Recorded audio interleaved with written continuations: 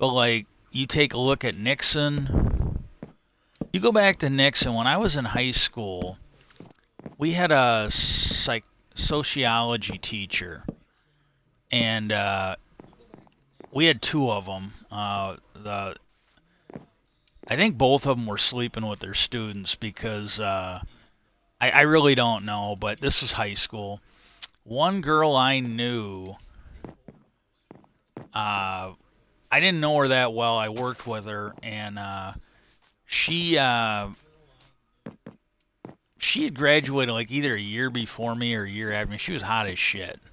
She was absolutely hot as shit, and we went. It was like the company golf outing, and I basically got stuck golfing with. Well, I shouldn't say stuck. I actually enjoyed myself. They were pretty cool.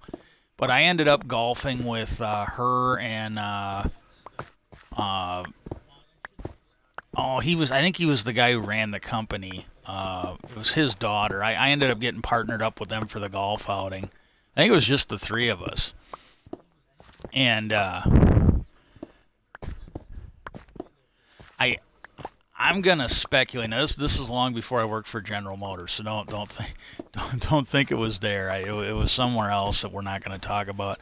But I think they knew she was fucking a married guy at work.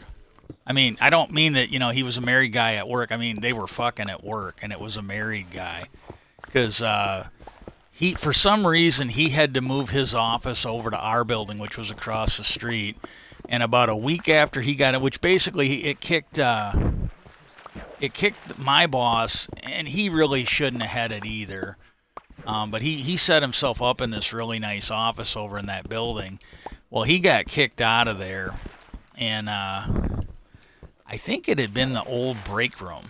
Because I think we had to get a fridge out of it, but it had been the old break room, and then my boss moved into it.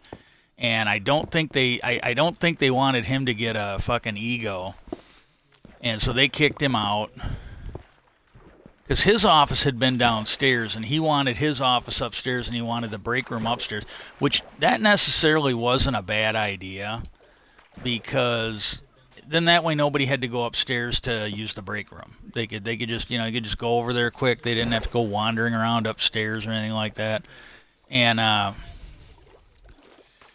but they kicked him out. They put him in his place, and then this guy from over at the main building, he came over, and the reason why he had to come over nobody could understand. And but what happened was at one point I wasn't even in the building anymore. I was working across the street, and the one girl called me over. She was the one. She couldn't do the job, but they had her. I had to keep constantly going over there and helping her, and it ended up helping me out because the place I was working, they needed help, and everybody knew I could help them. I'd be able to just walk in with very little help, figure out what I needed to do, and so I went over there. Well, then she couldn't do the fucking job, and she had to keep calling me. And she'd been there for, when I got in there, I had to have a little bit of help when I first got there. But I didn't have anybody to train me. I was all by myself at night. So yeah, I occasionally had to call for help. And, but like she'd been there for months and still hadn't figured out how to do the fucking job. And,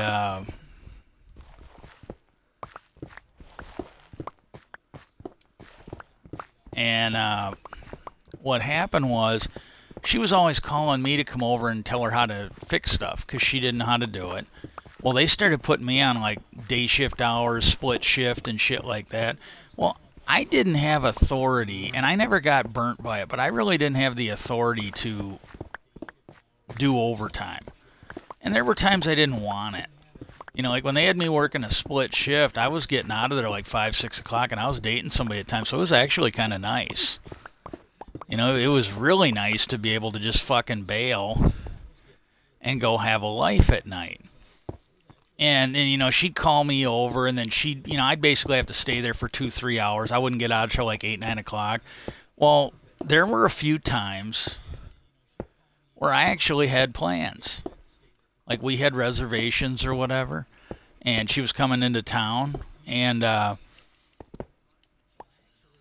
there was, one time where I went over, I helped her real quick, and I told her, I go, look, I don't care if you page me or not, but I go, I'm leaving. I go, I got plans. And she's like, oh, and she didn't really like it, but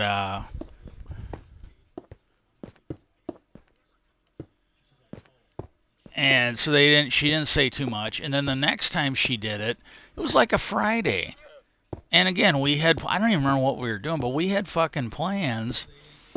And I started getting my shit together, about 5 minutes early. And she paged me. And I just fucking ignored it. I wasn't even going to call her. I'm like, fuck it. She's going to have to figure this shit out or something. And the one, they hired a lot of illegal aliens at this place. The shitty thing is, the one 4th of July, because the company, there were people running the company that weren't there. So we inherited a lot of customs. And one of the things they did was 4th of July came, they put on a big feed, and the management people served the workers. They were there dishing out the food and everything. And to me that was actually a nice custom to inherit. That was not a bad thing. Well, what they did was, and I'm not making this up, I really wish I was. We didn't know. It's not like they advertised it, but we figured it out pretty quick. What they did was they let everybody know that INS was likely going to raid the place the next day. So pretty much all the illegal aliens didn't show up for work. And then that way they only needed about 1/4 of the food that they would have needed if everybody would have showed up for work. The one guy I worked with on nights, it was a plastics company, and I when I first started, I worked on the clean room side. We made all the medical stuff. He kind of worked on the retail side. It was fast, cheap, and dirty over there.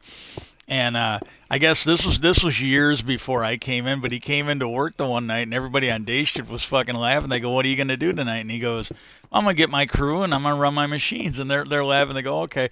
Well, when he walked in, there were INS agents with shotguns littered around the fucking factory.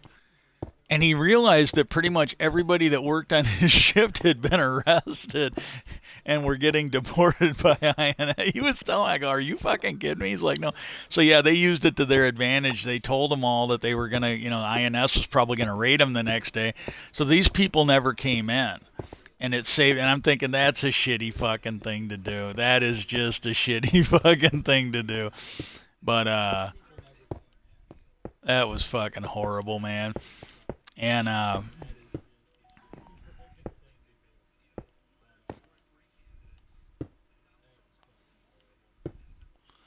well, anyways, I was getting my stuff, and I'm grabbing. I got my bag. I'm changed out of my uniform. I'm ready to go.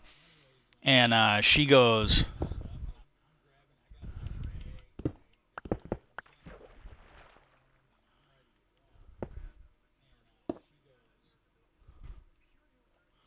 and this Mexican guy goes, "Hey, hey," and he couldn't speak a lot of English. He was a pretty good guy though, but he didn't speak a lot of English. He goes, "Oh, she call you?" I go, "Yeah," and I looked at him just dead serious. I go, "She's gonna have to do her own fucking work tonight." And he looked at it, he registered, and he just started smiling and laughing. But I go, "Yeah, she's gonna have to do her own fucking work tonight. I got plans." Well, then the next thing I know, I end up in the fucking, and I wasn't in trouble. Don't take it that way, but I ended up in the office with my boss's boss, because I think he knew I wasn't gonna fucking listen to him on this shit. And he called me and he said, "Hey, we got a problem. You didn't, you left, and she needed help." And I go, "Jesus Christ." I go, "I had that place figured out in like a month or so." I go, "She was here for 3 or 4 months working with me." And I go, "She still can't run it." I go, I don't care. But I go, "I was hired night shift." And I go, "Ever since you guys put me on loan over here," I go, "they're acting like I'm their employee." And I go, they're fucking moving my hours all over hell. I go, "They've got me working a split shift now." And I go, "I'm okay working the split shift." And I go, I don't want to keep staying and have you guys tell me I'm not getting paid because nobody authorized the overtime. And I go, we're supposed to be in this austerity program. I go, that day is coming. And I go, she's the one that's supposed to be running it over there. And I go, if she can't run it, I go, she can't run it without calling me almost every day. And I go, she's calling me almost every day. I go, she's calling me because she can't find paperwork.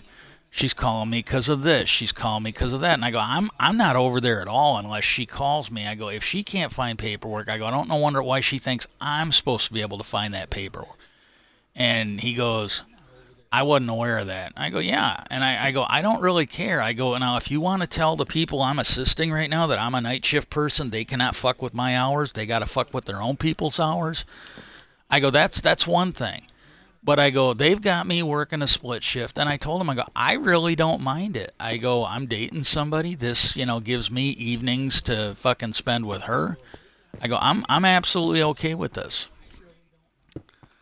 But I go, and then I pretty much got put back on second shift hours. But I told him, I go, I really don't care. But I go, as long as I'm working, and I go, these people, I go, ever since I've been over here, they treat me like I'm their fucking low man on the pole, not like I'm over here helping them. And I go, as long as that continues, I go, I'm not going to work a whole lot of overtime. I go, if I got plans, I got plans. And he's like, I didn't know. I go, yeah, I figured you didn't. But I go, I don't really care. But I go, I told her, I go, if she can't run that fucking place over there after all this time, and she's got to call me almost on a daily basis, then I go, maybe she needs to be over here as the odd man and put me back in charge over there. And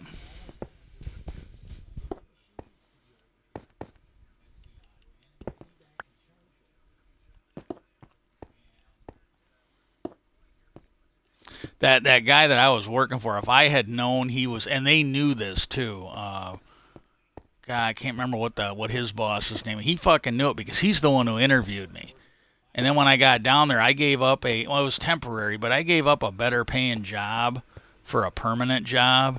And I get down there and I find out I'm working for that guy, and I'm just like, oh, you gotta be fucking kidding me. And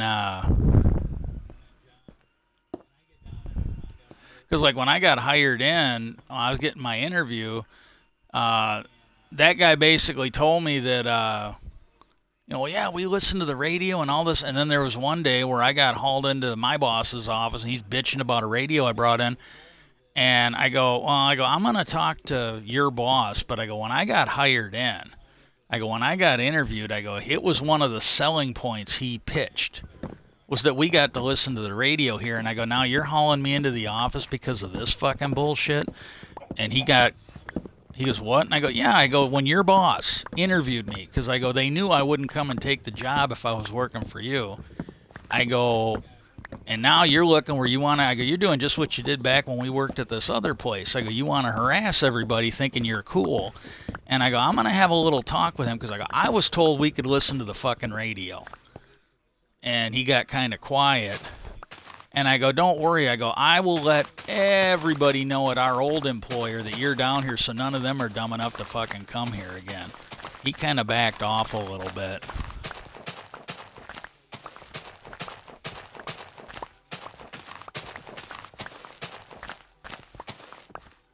But I didn't bring the radio in anymore. And then, I had people that were like, oh, well, everybody's gone. Just go get it. And I go, oh, no. I go, I'm not doing this shit.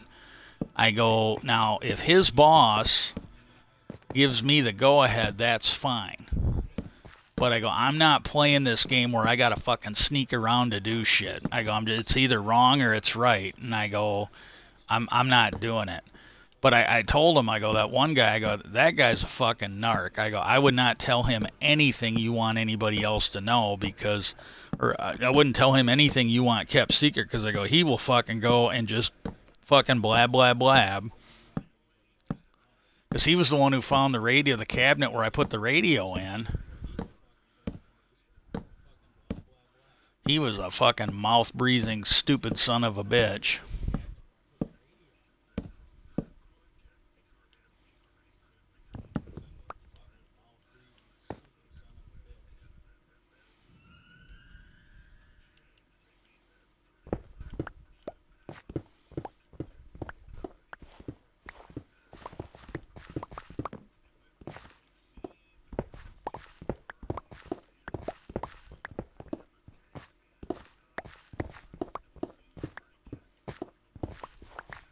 That still was fucked up. That time where they told all the workers that INS was coming, so they went. That was just fucked up, man.